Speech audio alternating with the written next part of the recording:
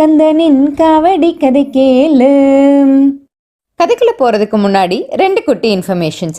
அந்த காலத்துல காவடி எடுத்துட்டு போகும்போது முருகனோட அபிஷேகத்துக்கு வேணுங்கிற பொருட்களான சந்தனம், நெய், பால், தேன் எல்லாத்தையும் ஒரு முடியாகவும், வழியில சாப்பாட்டுக்கு தேவையான அவல், பொரி, கடலைய ஒரு தனி முடியாவும் வச்சு 2 முடியையும் ஒரு தடியோட 2 கார்னர்லையும் கட்டி அதை சென்டர்ல தோல்ல வச்சு பேலன்ஸ் பண்ணி தான் தூக்கிட்டு போவாங்க. இன்னொரு விஷயத்தோடையும் ஒப்பிட்டு நம்மளால சொல்ல முடியும்.